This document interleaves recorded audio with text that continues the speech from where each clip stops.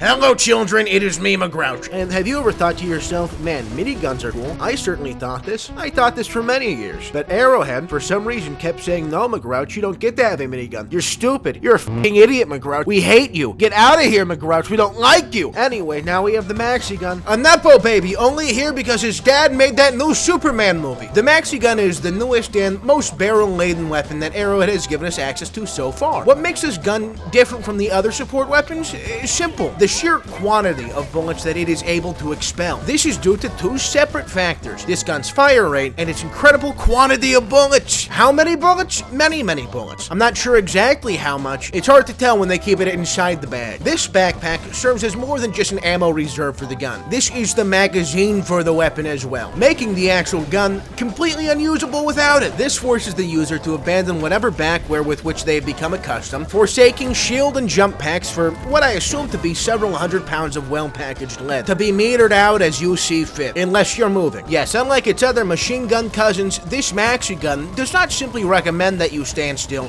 It demands it. You must remain static while shooting it. Though, given the recoil that this gun has, I am not entirely sure that moving while shooting would ever be the call that you want to make. Actually, even standing while shooting this gun is a bit of a task in and of itself. For best results, you want to be as close to the ground as possible, as is recommended by the hit song Low Rider, and I quote, Low Rider knows every street, yeah. Low Rider is the one to me, yeah.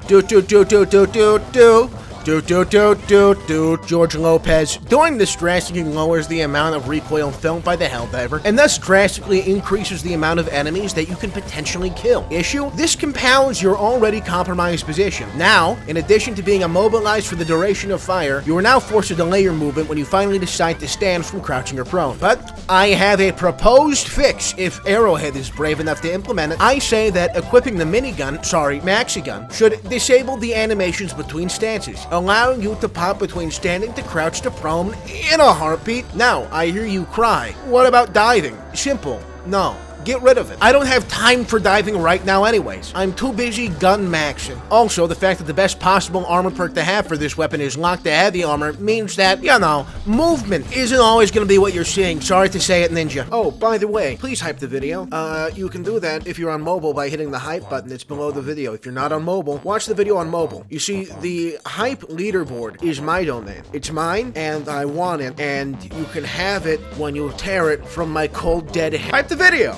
Heavy armor is like normal armor, but worse. The key factor to keep in mind when dealing with heavy armor is the fact that by taking it, you have already made a decision that will doom your run to low-key suck ass, with two exceptions. First, you have a car. Second, it's a defense mission. Unfortunately, I do not like defense missions, and Super Earth has suspended my license pending further investigation into all those funny FRV moments, or as the courts call it, vehicular manslaughter. I'm honestly mostly just amazed that that's a crime. My current defense is that all those people died from laughing so hard at the funny FRV moments. The prosecution claims that it's because I purposely drove off a cliff. We won't know until justice has run its course. On an unrelated note, I have put the judge's home address on screen. The other benefit that heavy armor brings is the fact that it is heavy armor. It can soak up a lot of damage, which you are sure to be taking. And so, despite the fact that I am a lifelong hater and I have no plans of listening to my own advice on this, if you're going to take the Maxigun, it's probably worth doubling down and taking the heavy armor. It simply provides you the best opportunity to use this weapon at its Maxigun potential. But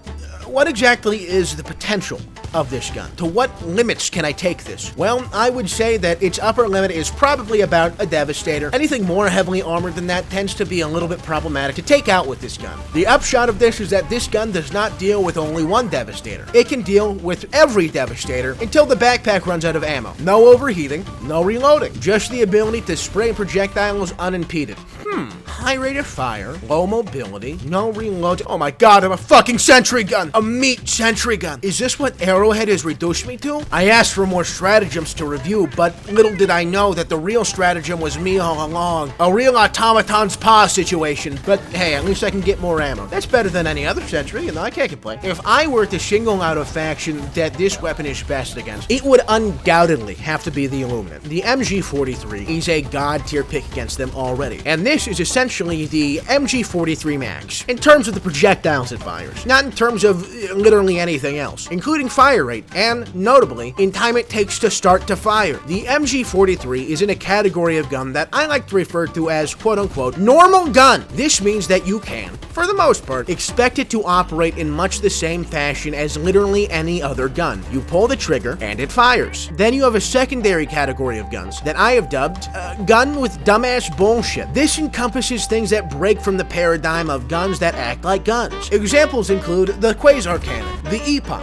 and, yes, the Maxigun. When shooting these, there is a brief delay between pulling the trigger and when the weapon actually fires. In most cases, this is to allow the weapon to charge up prior to firing, with some weapons having the ability to kill you if you charge it for too long. The Maxigun is not like these weapons. It spins until it starts firing. That's it. There is no little Russian roulette minigame you need to play with the weapon. Now that the gun is spinning, you can fire until it runs out of ammo. And if you are ever put in a position where you have the ability to shoot this gun until it's out of ammo, it is probably going to be your best strategy for this gun. Once you find the spot that works and a horde to clear, you are going to be best served by staying still for as long as possible. You are a meat sentry after all, on sale at Costco now. The only two reasons you should stop shooting is either because A, you have run out of things to shoot, or B, the enemies have gotten too close for you to reasonably be able to line up shots on them. See, the Maxigun, has a little bit of an issue when it comes to its ability to track enemies. Even with the ideal heavy armor setup, if enemies get within about, I'm gonna say 5 feet of you, you will still lack the turn radius necessary to engage these enemies consistently. The only fix for this situation?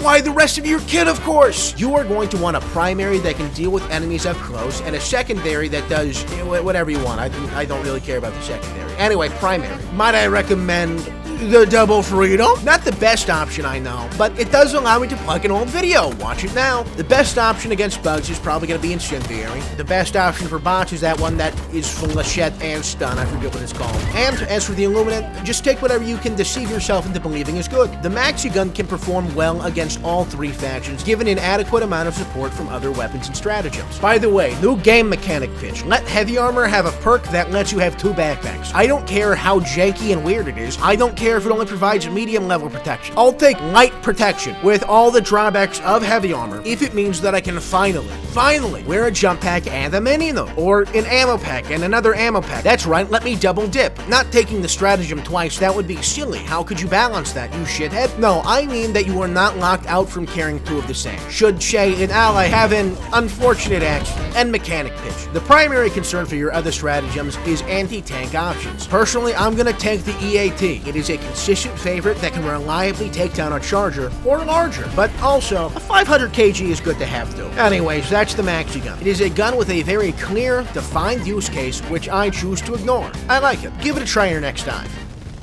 Bye. Subscribe to me, subscribe to me, subscribe to me, subscribe to me, subscribe to me, subscribe to me.